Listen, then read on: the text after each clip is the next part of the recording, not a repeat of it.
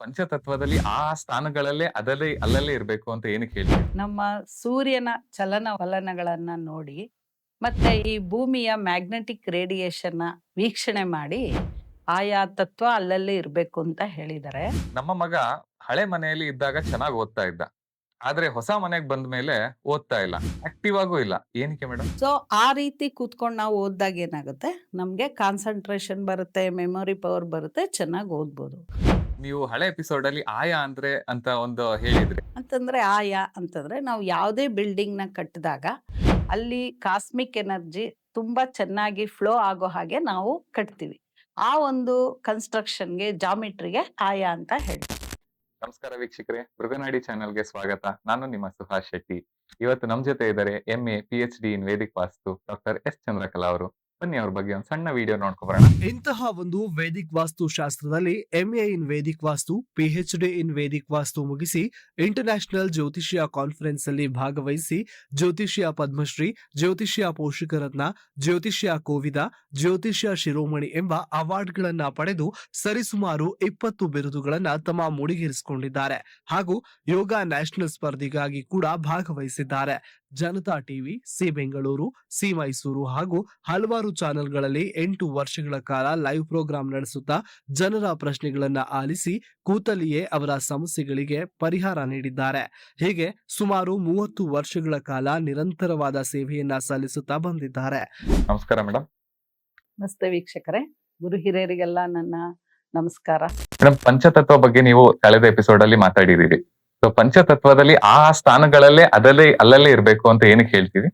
ಅಂತಂದ್ರೆ ಇವಾಗ ನಮ್ಮ ಸೂರ್ಯನ ವಲನಗಳನ್ನ ನೋಡಿ ಮತ್ತೆ ಈ ಭೂಮಿಯ ಮ್ಯಾಗ್ನೆಟಿಕ್ ರೇಡಿಯೇಷನ್ನ ವೀಕ್ಷಣೆ ಮಾಡಿ ಆಯಾ ತತ್ವ ಅಲ್ಲಲ್ಲಿ ಇರಬೇಕು ಅಂತ ಹೇಳಿದ್ದಾರೆ. ಈಗ ಜಲತತ್ವವನ್ನ ನಾರ್ತ್ ಈಸ್ಟಲ್ಲೇ ಯಾಕೆ ಇಟ್ಟಿದ್ದಾರೆ ಅಂದರೆ, ಫಸ್ಟು ನಮ್ಮ ಸೂರ್ಯನ ಚಲನವಲನಗಳನ್ನ ನೋಡಿ ಮತ್ತು ಈ ಒಂದು ಭೂಮಿಯ ಮ್ಯಾಗ್ನೆಟಿಕ್ ಫೀಲ್ಡನ್ನು ನೋಡಿ ಸೂಕ್ಷ್ಮವಾಗಿ ವೀಕ್ಷಣೆ ಮಾಡಿ ಅವರು ಹೇಳಿದ್ದಾರೆ. ಬೆಳಗಿನ ಹೊತ್ತು ಬರ್ತಕ್ಕಂಥ ಕಿರಣಗಳಲ್ಲಿ ನಮ್ಗೇನಾಗುತ್ತೆ, ಅದು ನಾರ್ತ್ ಈಸ್ಟ್ಗೆ ಬೀಳುತ್ತೆ.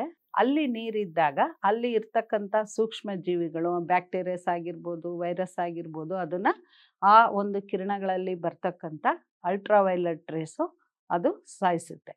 ಅದಕ್ಕೋಸ್ಕರ ಅಲ್ಲಿ ನೀರನ್ನು ಇಡಬೇಕು ಅಂತ ಹೇಳಿದ್ದಾರೆ. ಅದಕ್ಕೋಸ್ಕರನೇ ಇವಾಗ ಏನು ಮಾಡ್ತಾರೆ, ಸಂಪು ಮಾಡಬೇಕಾದ್ರೆ ನಾರ್ತ್ ಈಸ್ಟಲ್ಲೇ ಮಾಡ್ತೀವಿ. ಯಾಕೆ, ಮತ್ತು ಇನ್ನೊಂದು ಗುಣ ಏನು ಅಂದರೆ ನೀರಿಗೆ ಅಲ್ಲಿ ಅದು ಗುಡ್ ಕಂಡಕ್ಟರು, ಅಂದರೆ ಅಲ್ಲಿ ಏನು ಇರುತ್ತೋ ಅದನ್ನು ಅದು ಪಡ್ಕೊಳ್ಳುತ್ತೆ ಮತ್ತು ಜಾಸ್ತಿಯನ್ನಾಗಿ ಮಾಡುತ್ತೆ. ಅಲ್ಲಿ ನಮಗೆ ಒಳ್ಳೆ ಕಿರಣಗಳು ಬಂದಾಗ ನೀರು ಪ್ಯೂರಿಫೈ ಆಗುತ್ತೆ.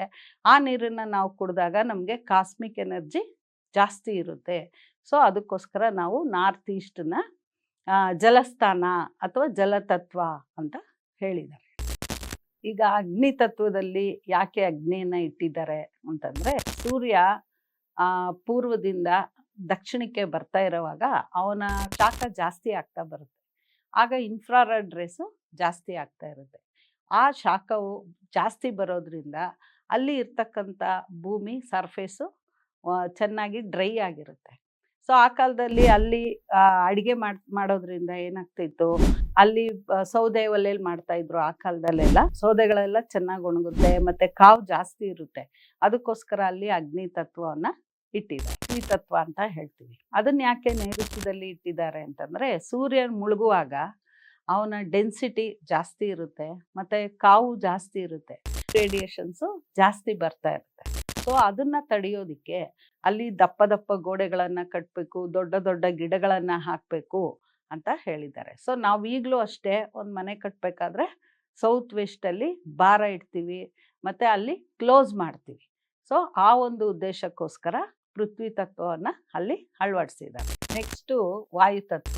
ಅಲ್ಲಿ ನಮಗೆ ಸೌತ್ ಈಸ್ಟಲ್ಲಿ ಸೂರ್ಯನ ಶಾಖ ಜಾಸ್ತಿ ಆದಾಗ ಏನಾಗುತ್ತೆ, ಅಲ್ಲಿ ಗಾಳಿ ಎಕ್ಸ್ಪ್ಯಾಂಡ್ ಆಗುತ್ತೆ. ಆ ಎಕ್ಸ್ಪ್ಯಾಂಡ್ ಆಗಿರೋ ಗಾಳಿ ವಾಯುವ್ಯದ ಕಡೆಗೆ ಚಲಿಸುತ್ತೆ. ಸೊ ಅದಕ್ಕೆ ನಾವು ಅದಕ್ಕೆ ವಾಯುಸ್ಥಾನ ಅಂತ ಹೇಳ್ತೀವಿ. ಈ ಎಕ್ಸಾಸ್ಟ್ ಫ್ಯಾನು ಮತ್ತು ಈ ಒಂದು ವೆಂಟಿಲೇಷನ್ನು ಎಲ್ಲನೂ ಸಹ ವಾಯುವ್ಯಕ್ಕೆ ಕೊಟ್ಟರೆ ಒಳ್ಳೆಯದು. ಅದಕ್ಕೋಸ್ಕರನೇ ಆ ಸ್ಥಾನವನ್ನು ವಾಯುತತ್ವ ಅಂತ ಕರಿತೀವಿ. ನೆಕ್ಸ್ಟ್ ಇವಾಗ ಆಕಾಶ ತತ್ವ. ಈ ಆಕಾಶ ತತ್ವವನ್ನು ಬ್ರಹ್ಮಸ್ಥಾನದಲ್ಲಿ ಕೂರಿಸಿದ್ದಾರೆ. ಯಾಕೆಂತಂದರೆ ನಾವು ಯಾವುದೇ ಒಂದು ಜಾಮಿಟ್ರಿ ತೊಗೊಂಡ್ರೂ ಒಂದು ಸರ್ಕಲ್ ಅಂತ ತೊಗೊಳ್ತೀವಿ. ನ್ಯೂಕ್ಲಿಯಸ್ ಅಂತ ತಗೊಳ್ತೀವಿ. ಸೊ ಆ ನ್ಯೂಕ್ಲಿಯಸ್ ಇರುವಂಥ ಜಾಗದಲ್ಲಿ ಹಗುರವಾಗಿ ಇರಬೇಕು.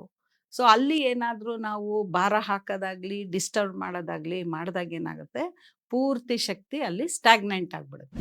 ಸೊ ಅದಕ್ಕೋಸ್ಕರ ಈ ಬ್ರಹ್ಮಸ್ಥಾನವನ್ನು ಖಾಲಿ ಬಿಟ್ಟಿರಬೇಕು. ಖಾಲಿ ಬಿಟ್ಟರೆ ನಮಗೆ ಎಲ್ಲ ರೀತಿಯಲ್ಲೂ ನಮಗೆ ಕಾಸ್ಮಿಕ್ ಎನರ್ಜಿ ಸರೌಂಡಿಂಗಲ್ಲಿ ಚೆನ್ನಾಗಿರುತ್ತೆ ಅಂತ ಅಂದ್ಬಿಟ್ಟು ಅಲ್ಲಿಗೆ ಆಕಾಶ ತತ್ವವನ್ನು ಕೊಟ್ಟಿದ್ದಾರೆ. ಇದು ಈ 5 ತತ್ವಗಳನ್ನು ಆಯಾ ಜಾಗಕ್ಕೆ ಯಾಕೆ ಕೊಟ್ಟಿದ್ದಾರೆ ಅಂತ ಅಂದರೆ, ಇದೇ ರೀತಿ ಗ್ರಹಗಳನ್ನು ಸಹ ಒಂದೊಂದು ತತ್ವಕ್ಕೂ ಹೇಳಿದ್ದಾರೆ. ಈಗ ನಾವು ಈಶಾನ್ಯಕ್ಕೆ ಜಲತತ್ವಕ್ಕೆ ತಗೊಂಡಾಗ ಗುರುಗ್ರಹವನ್ನು ಅಲ್ಲಿ ಇರಿಸಿದ್ದಾರೆ. ಅಂದರೆ ಗುರುವಿನ ಜೊತೆ ಬುಧನು ಇರ್ತಾನೆ. ಅಲ್ಲಿ ಆ ಲಕ್ಷಣಗಳು ಆಯಾ ತತ್ವದಲ್ಲಿ ಬರುತ್ತೆ. ಅಂದರೆ ಈಗ ಗುರು ಅಂದಾಗ ನಾಲೆಡ್ಜ್, ಮತ್ತು ಬುಧ ಅಂದಾಗ ಬುದ್ಧಿ. ಈ ಒಂದು ನಾಲೆಡ್ಜು ಬುದ್ಧಿ ಆ ಒಂದು ಸ್ಥಳದಲ್ಲಿ ಜಲತತ್ವ ಇದ್ದಾಗ ಅದು ಜಾಸ್ತಿ ಬರುತ್ತೆ.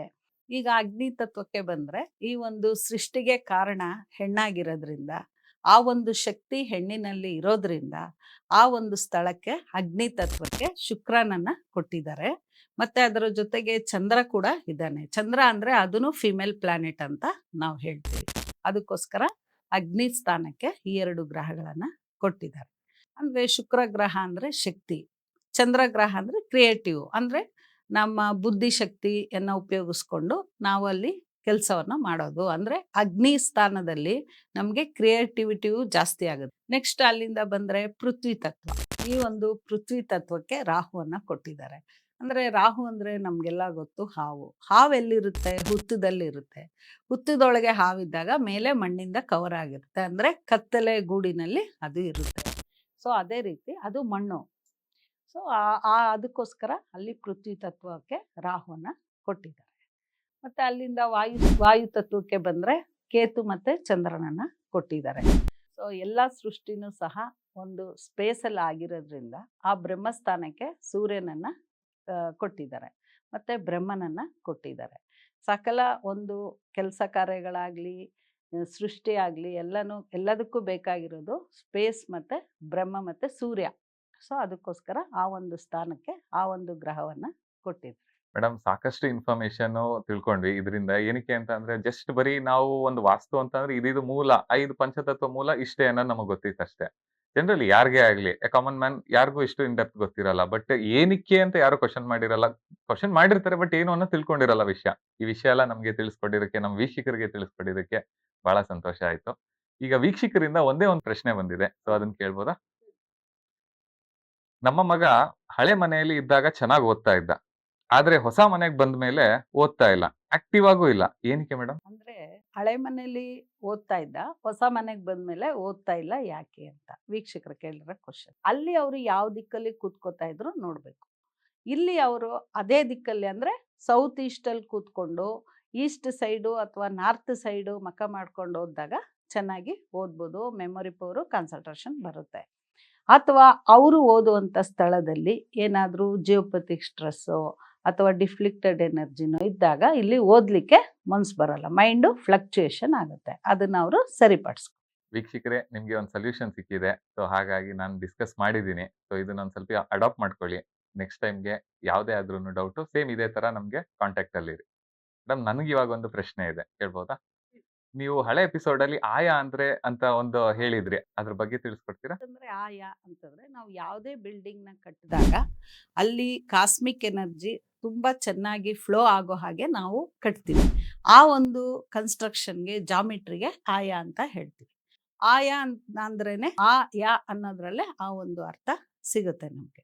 ಮತ್ತು ಅದರಲ್ಲಿ ನಮಗೆ 8 ಥರ ಆಯಗಳಿದೆ. ಅಂದರೆ 8 ದಿಕ್ಕಿಗೂ ಒಂದೊಂದು ದಿಕ್ಕಿಗೂ ಒಂದೊಂದು ಆಯನ ಹೇಳಿದ್ದಾರೆ. ಫಸ್ಟು ಈಸ್ಟ್ಗೆ ಏನು ಮಾಡ್ತೀವಿ? ಧ್ವಜಾಯ ಅಂತ ಹೇಳ್ತೀವಿ.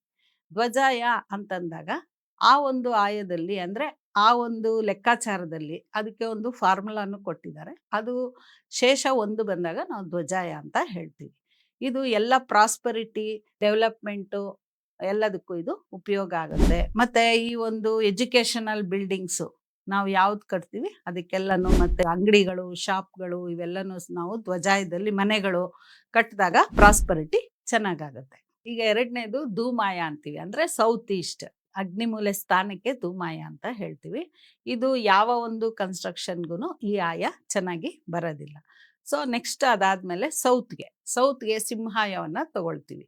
ಆ ಒಂದು ಆಯದಲ್ಲಿ ಏನಾಗುತ್ತೆ, ಈ ಪಾರ್ಲಿಮೆಂಟ್ ಬಿಲ್ಡಿಂಗು ಮತ್ತೆ ಶತ್ರುನಾಶ ಅಂತ ಹೇಳ್ತೀವಿ.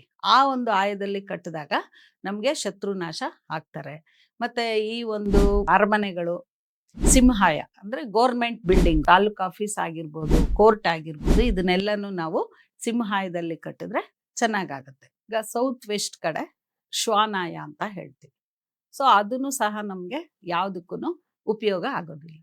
ನೆಕ್ಸ್ಟ್ ನಾವು ವೆಸ್ಟ್ ಸೈಡ್ ಬಂದಾಗ ಅದಕ್ಕೆ ನಾವು ಋಷಭಾಯ ಅಂತ ಹೇಳ್ತೀವಿ. ಸೊ ಋಷಭಾಯದಲ್ಲಿ ನಾವು ಫ್ಯಾಕ್ಟ್ರೀಸ್ ಆಗ್ಬೋದು, ಗೋಡೌನ್ಸ್ ಆಗ್ಬೋದು, ವೇರ್ ಹೌಸ್ ಆಗ್ಬೋದು, ಯಾವುದೇ ಒಂದು ಕಾರ್ಖಾನೆ ಆಗ್ಬೋದು, ಇವೆಲ್ಲವನ್ನು ನಾವು ಮಾಡಿದಾಗ ಅಲ್ಲಿ ಚೆನ್ನಾಗಿ ಫಲ ಕೊಡುತ್ತೆ. ನೆಕ್ಸ್ಟು ಖಾರಾಯ ಅಂತ ಹೇಳ್ತೀವಿ. ಅಂದರೆ ಅದನ್ನು ನಮಗೆ ಯಾವುದಕ್ಕೂ ಉಪಯೋಗಕ್ಕೆ ಬರಲ್ಲ. ಅದಾದ್ಮೇಲೆ ಗಜಾಯ ಅಂತ ಹೇಳ್ತೀವಿ. ಗಜಾಯ ಅಂದರೆ ಎಲಿಫೆಂಟ್ ಆಯ, ಅಂದರೆ ಅದಕ್ಕೆ ಆ ಪ್ರಾಣಿಯನ್ನ ಹೇಳಿದ್ದಾರೆ. ಸೊ ಈ ಆಯದಲ್ಲಿ ಎಲ್ಲ ಒಂದು ಕಟ್ಟಡಗಳನ್ನು ನಾವು ನಿರ್ಮಾಣ ಮಾಡ್ಬೋದು. ಅಲ್ಲಿ ಸುಖ, ಸಂತೋಷ, ಬೆಳವಣಿಗೆ ಎಲ್ಲನೂ ಸಹ ಚೆನ್ನಾಗಾಗುತ್ತೆ. ಅಲ್ಲಿ ಮಾಡ್ತಕ್ಕಂಥ ಕೆಲಸಗಳಲ್ಲಿ ಕೀರ್ತಿ ಸಹ ಬರುತ್ತೆ. ಅದಾದ ತಕ್ಷಣ ಕಾಕಾಯ ಅಂತ ಹೇಳ್ತೀವಿ, ನಾರ್ತ್ ಈಸ್ಟ್. ಸೊ ಇಲ್ಲಿ ನಮಗೆ ಅದು ಯಾವ ಕೆಲಸಕ್ಕೂ ನಮಗೆ ಉಪಯೋಗ ಆಗಲ್ಲ. ಆ ಒಂದು ಆಯನ ನಾವು ಮಾಡೋದ್ರಿಂದ ನಮಗೆ ತೊಂದರೆಗಳೇ ಜಾಸ್ತಿ ಆಗುತ್ತೆ. ಈ ರೀತಿ 8 ಆಯಗಳನ್ನು ಮಾಡ್ಕೊಂಡಿದ್ದೀವಿ.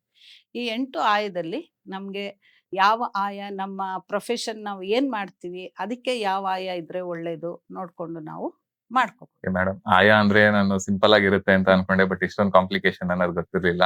So ಇವಾಗ ನಾನು ತಿಳ್ಕೊಂಡೆ, ನಮ್ಮ ವೀಕ್ಷಕರು ಕೂಡ ತಿಳ್ಕೊಂಡ್ರು.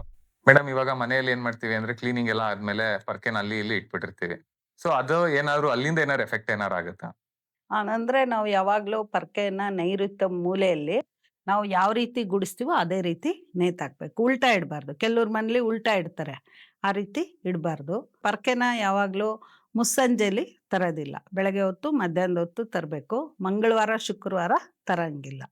ಈ ಒಂದು ಟೈಮ್ ನೋಡಿಕೊಂಡು ತರಬೇಕು. ಮೇಡಮ್, ಮನೆಯಲ್ಲಿ ಇವಾಗ ಫೈನಾನ್ಷಿಯಲಿ ನಾವು ಸ್ಟೇಬಲ್ ಆಗಿರ್ಬೇಕು ಅಂತ ಅಂದ್ರೆ ಯಾವ ಪ್ಲಾಂಟ್ ತರಬೇಕು? ಅಂತಂದರೆ ಮನೆ ಮುಂದೆ ನಾವು ಬಾಯಿ ಬಸ್ಲೆ ಸೊಪ್ಪು ಅಂತ ಸಿಗುತ್ತೆ, ಆ ಒಂದು ಪ್ಲಾಂಟನ್ನು ಮನೆ ಮುಂದೆ ಹಾಕಿ ಆ ಬಳ್ಳಿಯನ್ನು ಹಬ್ಬಿಸಿದಾಗ ನಮಗೆ ಧನಾಕರ್ಷಣೆ ಆಗುತ್ತೆ. ಅಂತಂದರೆ ಫೈನಾನ್ಷಿಯಲಿ ಇರುವಂಥ ಪ್ರಾಬ್ಲಮ್ಗಳು ಕಮ್ಮಿ ಆಗುತ್ತೆ. Thank you so much madam. ಈ ಎಪಿಸೋಡ್ ಅಲ್ಲಂತೂ ತುಂಬಾನೇ ಇನ್ಫಾರ್ಮೇಶನ್ ತಿಳ್ಕೊಂಡಿದ್ದಾಯ್ತು. ಬರ್ತಾ ಬರ್ತಾ ನಾನು ತುಂಬಾ ಇನ್ಫಾರ್ಮೇಶನ್ ತಿಳ್ಕೊಂತಾ ಇದೀನಿ. ನಮ್ಮ ವೀಕ್ಷಕರು ಕೂಡ ಬಹಳ ಇನ್ಫಾರ್ಮೇಶನ್ ತಿಳ್ಕೊಂತಾ ಇದ್ದಾರೆ. ವೀಕ್ಷಕರೇ, ನಿಮ್ಗೂ ಏನಾದ್ರು ಡೌಟ್ ಏನಾರು ಇದ್ರೆ ಕಮೆಂಟ್ ಬಾಕ್ಸ್ ಅಲ್ಲಿ ಕಮೆಂಟ್ ಮಾಡಿ. ಇಲ್ಲ ಅಂದ್ರೆ ನಂಬರ್ ಕೂಡ ಇರುತ್ತೆ, ಬೇಕಾದ್ರೆ ಕಾಂಟ್ಯಾಕ್ಟ್ ಮಾಡಬಹುದು. ನಮ್ಮ ಮೃಗನಾಡಿ ಚಾನಲ್ಗೆ ನೀವು ಸಬ್ಸ್ಕ್ರೈಬ್ ಮಾಡಿ, ಬೆಲ್ ಐಕನ್ ಒತ್ತಿ. ಥ್ಯಾಂಕ್ ಯು, ಧನ್ಯವಾದಗಳು.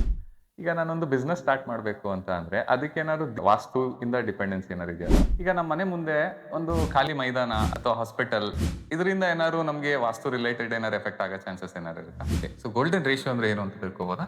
ಇವಾಗ 7 ವಂಡರ್ಸ್ ಏನೋ ಗೋಲ್ಡನ್ ರೇಷಿಯೋ ಕಟ್ಟಿದ್ದಾರೆ ಅಂತ ಹೇಳಿದ್ರಿ. ಈಗ 30-40 ಸೈಟು ಅಥವಾ 20-30 ಸೈಟು ಅದನ್ನು ಕೂಡ ಕಟ್ಬೋದಾ ನಾವು?